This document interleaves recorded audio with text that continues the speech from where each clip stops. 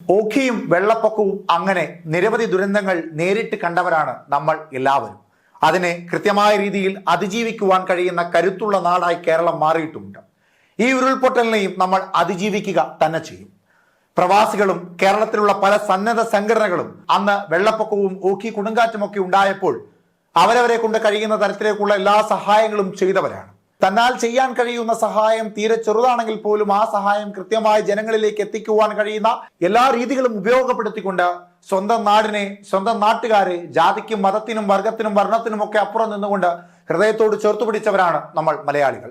നമുക്ക് അതിജീവിക്കുവാൻ കഴിയാത്തതായി ഈ ഭൂമി മലയാളത്തിൽ ഒന്നും തന്നെയില്ല. നമ്മൾ അതിജീവിക്കുക തന്നെ ചെയ്യും. മനുഷ്യരാശിയിൽ തന്നെ ഏറ്റവും മനോഹരമായ മനസ്സുള്ളവരാണ് മലയാളികൾ. ചേർത്തു പിടിക്കുവാൻ അവർ തീരുമാനിച്ചാൽ അവിടെ വലിപ്പ ചെറുപ്പമില്ല, അവിടെ മതത്തിന്റെ അതിർവരമ്പുകളില്ല, അവിടെ ജാതിയുടെ കോമരങ്ങൾ കോലം കെട്ടി തുള്ളുകയുമില്ല.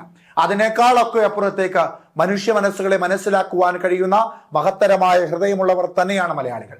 പക്ഷേ നിലവിലത്തെ സാഹചര്യത്തിൽ വയനാട് നടക്കുന്ന ഉരുൾപൊട്ടലുമായി ബന്ധപ്പെട്ടുകൊണ്ട് വയനാട്ടിലേക്ക് നിരവധി പേരാണ് ഇത്തരത്തിൽ സഹായഹസ്തങ്ങളുമായി എത്തുന്നത്. അതായത് തിരുവനന്തപുരം മുതൽ എല്ലാ ജില്ലകളിൽ നിന്നും അല്ലെങ്കിൽ മറ്റ് സംസ്ഥാനങ്ങളിൽ നിന്നുമുള്ളവർ കേരളത്തിലെ സാധാരണക്കാരായ ജനങ്ങളെ സഹായിക്കുവാൻ, അവർക്ക് വേണ്ടിയുള്ള അവശ്യ സാധനങ്ങൾ എത്തിക്കുവാൻ, അവർക്ക് വേണ്ട മരുന്നുകൾ എത്തിക്കുവാൻ, അവർക്ക് തുണിത്തരങ്ങൾ എത്തിക്കുവാൻ, ആഹാര സാധനങ്ങൾ എത്തിക്കുവാൻ വലിയ വണ്ടികളിൽ നിറയെ സാധനങ്ങളുമായി വയനാട്ടിലേക്ക് പോകുവാൻ തിടുക്കം കാട്ടി നിൽക്കുകയാണ്.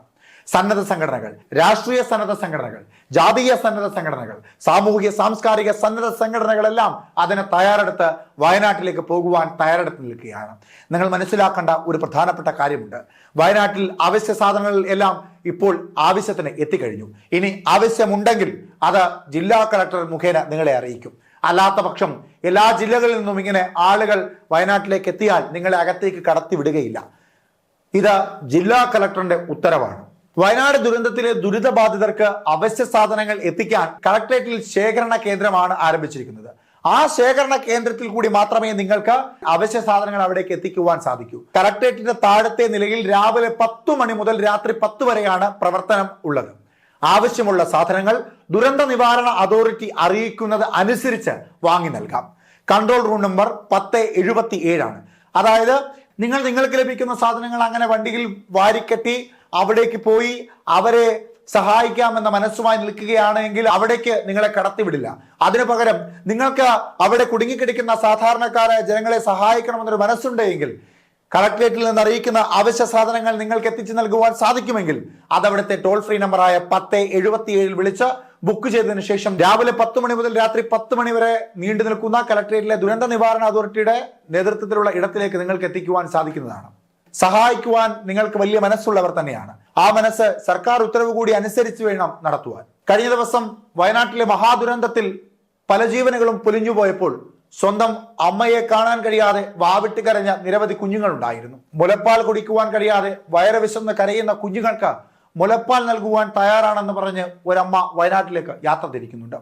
അത്തരത്തിൽ ആവശ്യമുണ്ടെങ്കിൽ മാത്രം നിങ്ങൾ വയനാട്ടിലേക്ക് പോകുക. അല്ലാതെ പോയാൽ അവിടെ ഗതാഗത കുരുക്കുണ്ടാകും.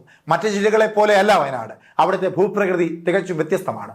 എല്ലാവരും വയനാട്ടിലേക്ക് യാത്ര തിരിക്കുവാൻ ശ്രമിച്ചാൽ അവിടെ ഉണ്ടാകുന്ന ഗതാഗത കുരുക്കിൽ സ്വാഭാവികമായും അടിയന്തര സഹായം നൽകേണ്ട വാഹനങ്ങൾക്ക് വരുവാനോ പോകുവാനോ കഴിയാത്ത സാഹചര്യം അവിടെ ഉണ്ടാകും. അത് ഉണ്ടാകുവാൻ പാടില്ല. നിങ്ങൾക്ക് അവരെ രക്ഷിക്കണമെന്നാണ് ഒരു മനസ്സുള്ളതെങ്കിൽ, അവർക്കൊരു സഹായഹസ്തം നീട്ടുവാനാണ് നിങ്ങൾക്ക് താല്പര്യമെങ്കിൽ കളക്ടറുടെ ഉത്തരവനുസരിച്ച് കളക്ടറേറ്റുമായി ബന്ധപ്പെട്ട് മാത്രം നിങ്ങളുടെ സഹായങ്ങൾ എത്തിക്കുക. വാഹനമെടുത്ത് അവിടെ വന്ന് കണ്ടുവരാമെന്ന ധാരണയിൽ പോകാതെ ഇരിക്കുക. ആ ജീവനുകളെ രക്ഷിക്കുവാൻ അവിടെ ആയിരങ്ങളുണ്ട്.